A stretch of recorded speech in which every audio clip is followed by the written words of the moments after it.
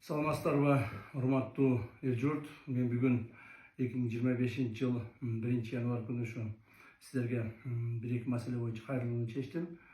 Себеби дегенде жыл жаңырып, баардыгыбыз жаңы жылды жаңы үмүттөр менен, жаңы иш пландар менен баштап аткандан кийин ар кимдин өзүнүн пландарыбыз бар.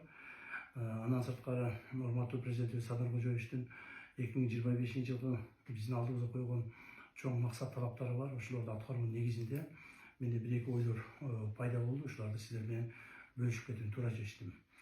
Тем более азыр баардыгыңыздар каникулда жүрөсүздөр, карап ойлоп чыкканга мүмкүнчүлүгүңүз бар. Биринчиден, 2025 жылдын 1 январынан баштап коррупцияга каршы күрөшүү мыйзамдары катаалданды. Муну мен ачык жана баардык элдерге жеткизип коюуну чечтим. Себеби дегенде бул мыйзамдын аткарыла башташынын негизинде көптөгөн адамдар ошол коррупцияга аракет кылгандар, коррупция жасаган адамдар, айрыкча мамлекеттик органдардын кызматкерлери билиш керек. Кийин билбей калыптырмын, мыйзамдардын өзгөргөндүгүн мен сезбей калыптырмын. Анан ошонун негизинде мурдагыдай эле окшойт деген ойдо болуп турмун деген болбош керек. Биринчиден, урматтуу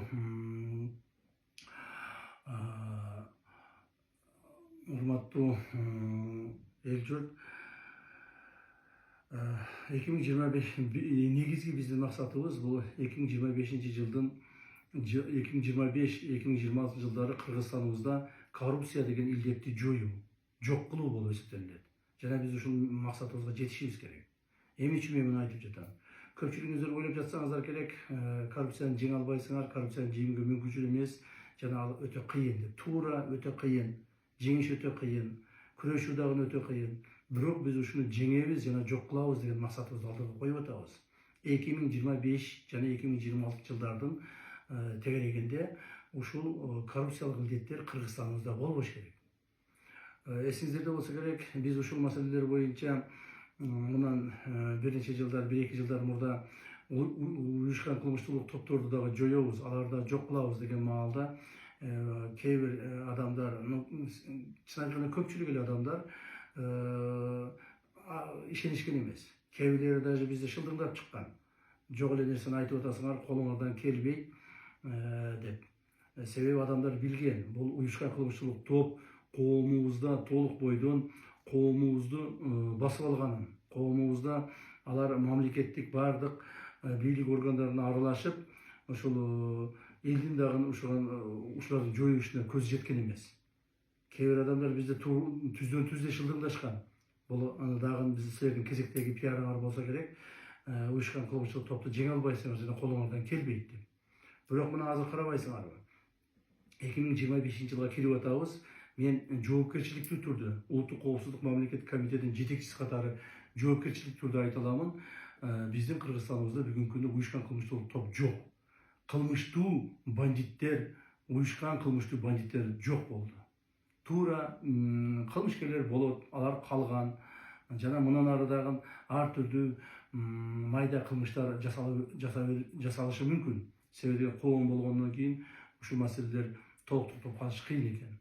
Бирок ошол эле мезгилде жанагы уюшуп алып, бир башына туруп алып, жанагы айткандай, булардын тили менен айтканда мыйзамдагы ууру, положение, смотрящий болуп, райондорду бөлүп алып, облустарды бөлүп алып, баары жерлерге өздөрүнүн адамдарын коюп, мамлекеттик органдардан толук маалыматтарды алып, алардын ичине адамдарын коюп, ар түрдүү саясатка чейин киришип кеткен уюштуу кылмыштык топ бүгүн жок. Жана мындан ары болбойт. Мен муну жоопкерчиликтүү айта алам. Мындан ары биздин жеке ишкерлер, мамлекеттик органдар, жөнөкөй адамдар эч кимден коркпостон, үркпөстөн, өзүнүн бизнестерин жүргүзүп, эч кимге эч нерсе төлөбөстөн, эч кандай бирөөлөргө чуркап барып, менин жумушумду чечип бер деп, жанагы уюшкан кылмыштуулукка барбастан мамлекетти кайрыла турган болот. Мамлекет мындан ары буюрса, мыйзамдын чегинде ошол адамдардын талаптарын аткарууга милдеттүү болот. То есть мен дагы бир жолу айтып коеюн, бүгүнкү күндө Кыргызстаныбызда уюшкан кылмыштуулук топ деген жок болду. ОПГ деген жок мындан ары. Мына биз ушуга жетиштик. Ошондой эле коррупцияны дагы жойгонго жетишебиз, Кудай буюрса. ошого аракетибизди кылып атабыз. Ошого мына күч аракетибизди жумшап атабыз. 2025-жылдан баштап мыйзамдарга өзгөртүү киргиздик. Жакында эле урматтуу президентибиз Садыр Кожоевич кол коюп берди ошол мыйзамга, киргизилген өзгөртүүгө киргизилген мыйзамга. Ал мыйзамдын негизинде бизде эмне болот? Бизде эми мурдагыдай коррупционерлер кармалган болсо, мыйзам чегинде штраф менен бошонуп кете албайт. Штраф дегенди алып салдык. Мындан ары эми ошол коррупцияга байланыштуу кылмыштар менен кармалган адамдар сөзсүз түрдө түрмө мөөнөтүн алышат. Бул мыйзамдын чегинде. Түрмө мөөнөтүн алышат. Бул бир.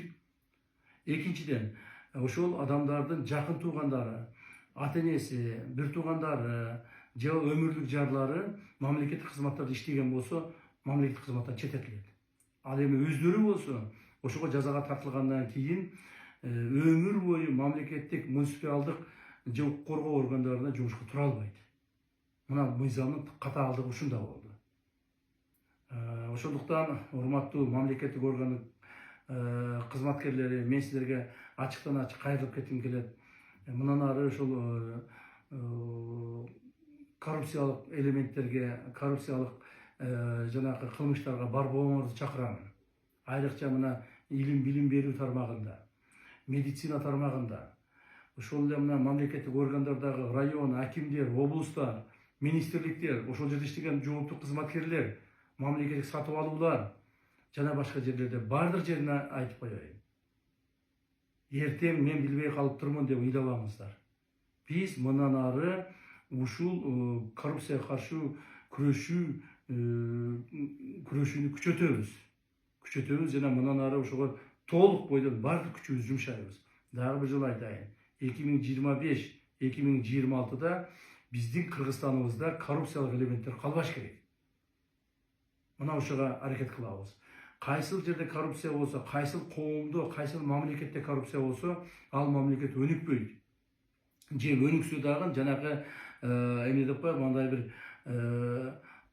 туура эмес жака өнүгүп калат. Туура эмес жака өнүгүп, жана искусственно өнүгүп калышы мүмкүн. А биз толук бойдон аларды жойсок, мамлекетибиз мыйзамдуу, акыйкаттуу мамлекетке айланат. Эркин мамлекетке айланат. Кудай буйрса, мына ошого багыт алышыбыз керек. Бул биринчи маселе. Экинчи бир маселебиз бар. Урматтуу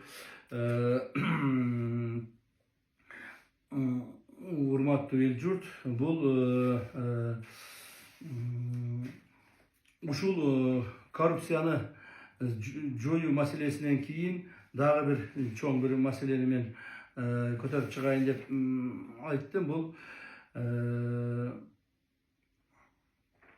биздин укук коргоо, коопсуздук, прокуратура жана сот органдарынын кызматкерлерине.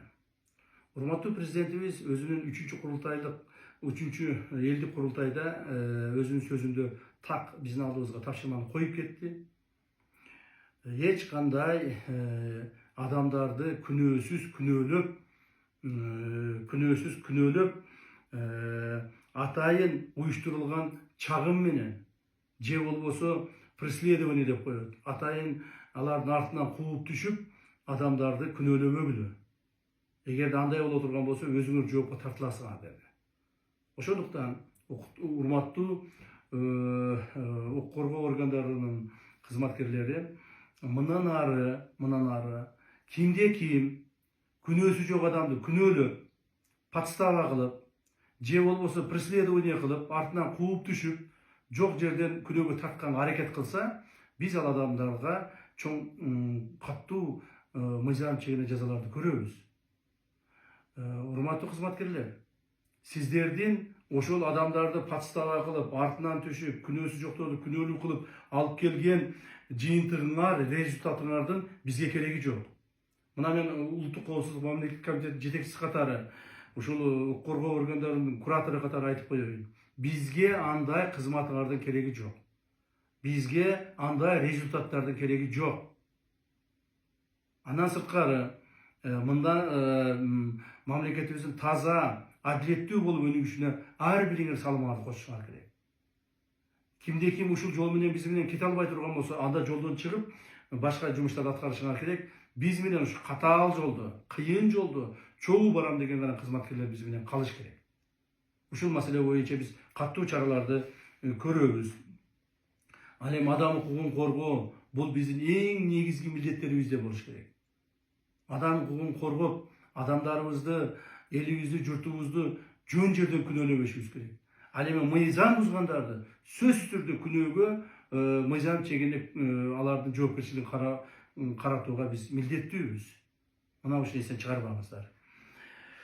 Анан дагы бир маселе бар. Ушул урматтуу эл журт, ушу бүгүн кайрылуумда дагы баса белгилеп айтып кетким келет. Ушул өз оюмду мен өз оюмду таңуулабаймын коомго, бирок кеңеш иретинде ошол өз оюмду айтып кетким керек. Билесиздер, биздин коомубузда бүгүнкү күндө эрежесиз эр уруш деген бир спорттун түрү бар. Ошону менен биздин көптөгөн жаштарыбыз машыгышып, көптөгөн жаштарыбыз ушу эрежесиз эр уруш деген бул спорттун түрү турбайбы? Ушу менен биз машыксам атактуу, даңктуу болот турбаймы деп туура эмес ойлонушу болгон. Мен ачык айтышым керек. Эрежесиз эр уруш бой без правил деп коет го. Ушуну Кыргызстанда өткөзүп, Кыргызстанда машыгууларды ушу менен токтотушубуз керек. Мунун бизге кереги жок. Эрежесиз эр урушта адамдар, жаш балдарыбыз айрыкча күчкө толгон, ошол мушташканга аракет кылган, эрежесиз эр урушууга аракет кылган балдарыбыздын көпчүлүгү азыр өздөрүңөр түшүнбөй атасыңар. Азыр мына 20 жашта, 25 жашта, 30 жаштагы жаш балдарсыңар, күчүңөр көп. Так, силер келечекти ойлогула. 40тан өткөндөн кийин 50ге барганда баарыңар ошол мушташып жүрүп, майып болуп калып атасыңар. Көпчүлүгүңөрдүн жашоого туруксуз болуп калып атасыңар. Ошондуктан эрежесиз эр уруш дегенди биз токтотушубуз керек. Бул спорттун түрү деле эмес.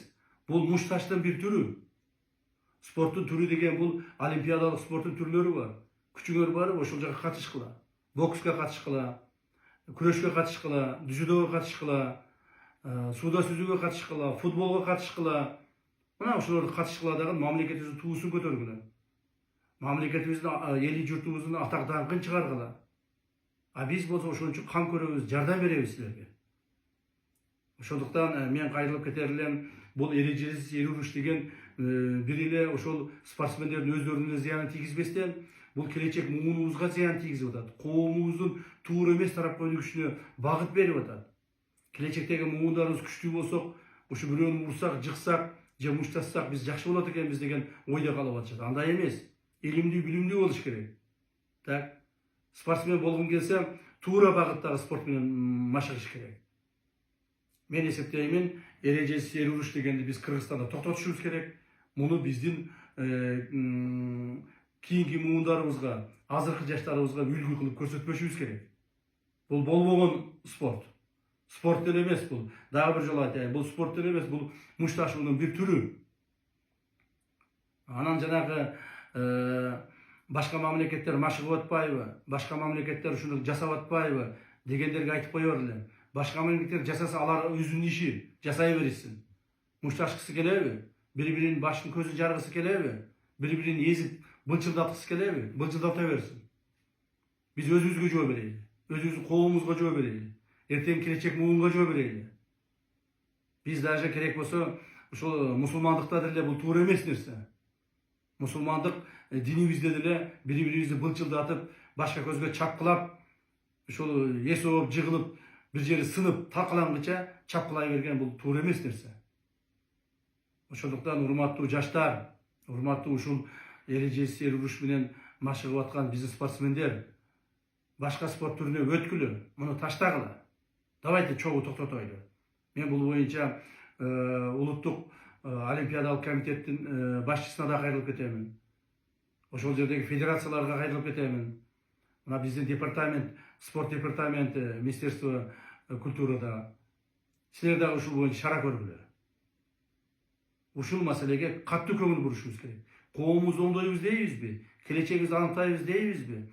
Келечекте биз илимдүү, билимдүү, мамлекетти коргогон, мамлекет үчүн жанын берген жаштарды тарбиялайбыз дейбизби? Демек, биз ушул жаман илдеттен арылышыбыз керек. Ушуга түздөн түз багыт алышыбыз керек. Андан сырткары урматтуу эл журт, мен дагы бир маселе боюнча көңүлүңүздөрдү буруп кетким келип атат. Мына кечээ эле жаңы жылды өткүздүк. Жаңы жыл боюнча дагы бир эки ойлорум бар. Чын айтыш керек, бул ойлорум менин жеке оюм. Муну мен эч ким менен макулдашып, акылдашкан деле жокмун. Силерге бирок жеткизип коеюн дедим. Жаңы жылда мына салюттарды атып атабыз. Ушу салют атуу салтыны биз токтотушубуз керек. Жок дегенде мамлекеттик органдарда токтотушубуз керек. Мына мэриялар, райондор, облустар, мамлекеттик ишкана жетекчилери жана башкалар ушул салюттарды атышып, жерлерди атып атышат. Ушуну жок дегенде кийинки жылдан баштап мамлекеттик органдарды токтотойлучу. Мэрияда мына Бишкек мэриясы, Ош мэриясы жана башка канча бир 23тен ашык 26 биздин шаарларыбыз бар. Ошол жерлерди токтотойлу. 40тан ашык райондорубуз бар. Ошол жерлерди токтотойлу. Мамлекетибиз жок дегенде 50ден ашык жерде ушул салюттар атылат экен. Жаңы жыл болгондо. Ушуну токтотойлу.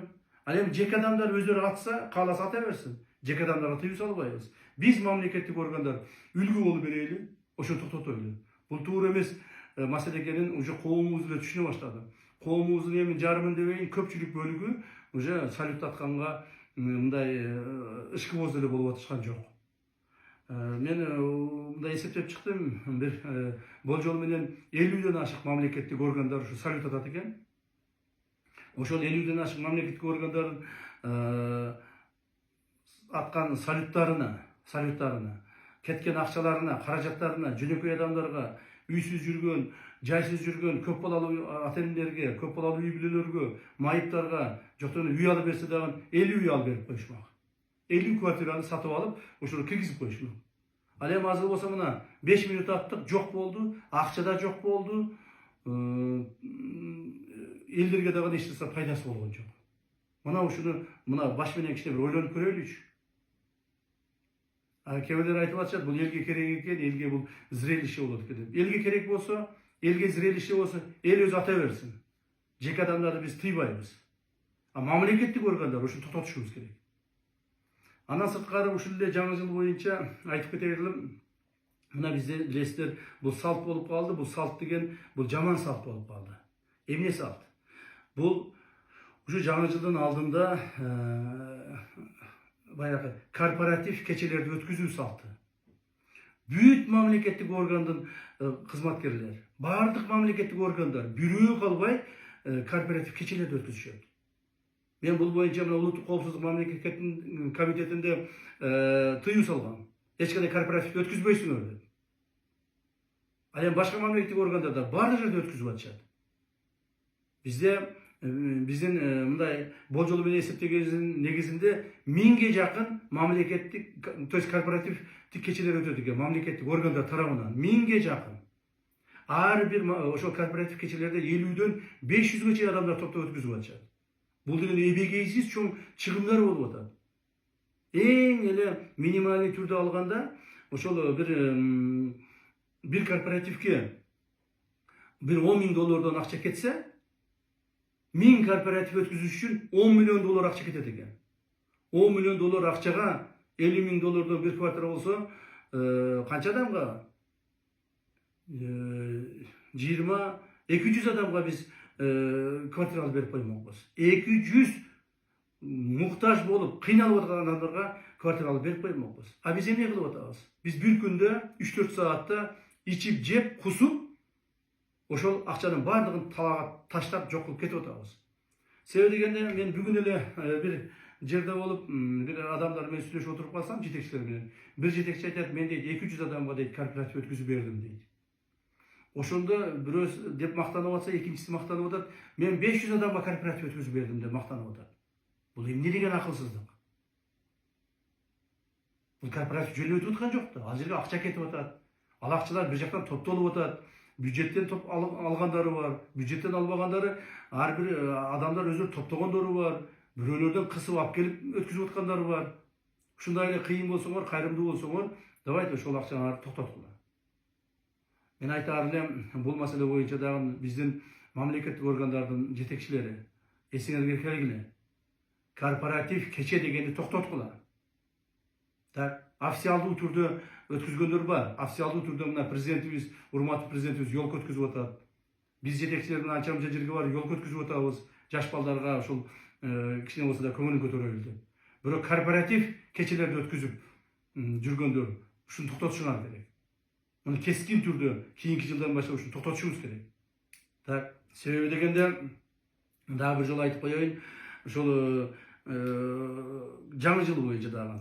Мына жаңы жылда мен бир мамлекеттик орган бар жерде тартип болуш керек да. Мен мына бул жерде азыр жаңы жылдык маанай менен жакшынакай кылып сиздерге мындай бир тапшырма эмес, мындай өз оюмду менен бөлүшүп атам да. Мисалы үчүн, мына урматтуу президентибиз жаңы жылда бүт элибизди, журтубузду куттуктады, туурабы?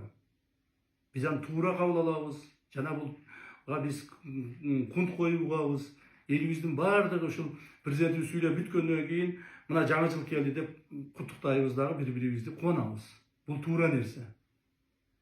Мамлекетибиздин парламенттин жетекчиси элди куттуктап атат. Туура нерсе. Өкмөттөгү министрлер кабинетинин башчысы ал куттуктап атат элибизди. Бул да туура нерсе. Ошол эле мезгилде башка мамлекеттик органдын жетекчилери силер эмнени куттуктап атасыңар? Президентти да жакшы куттуктайсыңарбы? Өкмөт башчыдан да жакшы куттуктайсыңарбы? Же болбосо спикерден да жакшы куттуктайсыңарбы? Токтотуш керек. Президент куттуктадыбы? Спикер куттуктадыбы? Өкмөт жетекчиси куттуктадыбы? Жетет ошол. Анан карасам ар бир эле райондун жетекчилери, облустун жетекчилери, министрликтин жетекчилери чыгып алып элдин баарын куттуктамыш болуп атасыңар. Керек болсо айыл өкмөттүн жетекчилери чыгып алып куттуктап атышат. Уят эмеспи? Жетекчибизди куттуктагандан кийин ошону урмат сый кылайлы. Жетекчибиз куттуктадыбы? Баарыбыз ошонун ичиндебиз. Баарыбыз ошо президенттин алдында, өкмөттүн алдында, спикердин алдында иштеп аткан адамдарбыз. Ошо жетекчилерди куттуктаганы биздин баарыбыздын куттуктаганыбыз болот. Мына ушуну эстен чыгарбаңыздар. Мына ушуну тартип ушундан башталат. Тартип ушундан башталат. Карагалычы башка өлкөлөрдү. Мен бир-эки өлкөлөрдүкүн карап чыктым, мен аны мисал кылып айта коеюн. Бир гана ошол мамлекет башчысы куттуктап атат, болду ошо менен. Калгандары унчуккан жок. Калгандары ошого туура деп баш ийип калып атышат.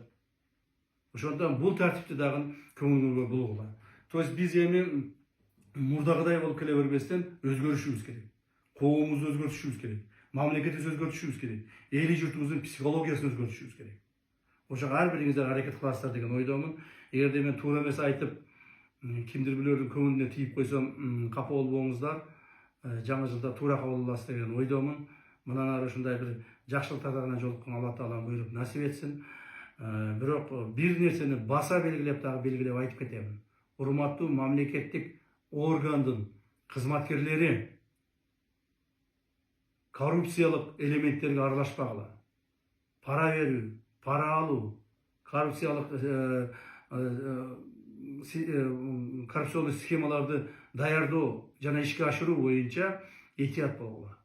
Биздин кызматкерлер, улуттук коопсуздук мамлекеттик комитетинин кызматкерлери бул багытта ишти күчөтөбүз. Биз эми ушул багытта ишти күчөтөбүз. Ушуну мен баса белгилеп айтып коеюн. Ушуга түшүп калбаңыздар. Так, өзүңүздөрдү эле эмес, бала чакаңыздарды, тууган уруңуздарды зарлатпагыла. Мамлекетибиз эркин болуп, өсүп өнүгүп, мыйзамдуу болуп, өсүшүнө ар бирибиз салым кошушубуз керек. Рахмат көңүл бурганыңыздарга. Саламатта болуңуздар. Мен дагы бир жолу нерсени айтып коеюн. Биз иштеп атабыз. Биз азыр жанагы майрамдар карата дем алып жатат экен деп ойлобоңуздар. Биз иштеп атабыз. Азыр дагы ар түрдүү маселелерди карап чыгып атабыз. Этият болуңуздар.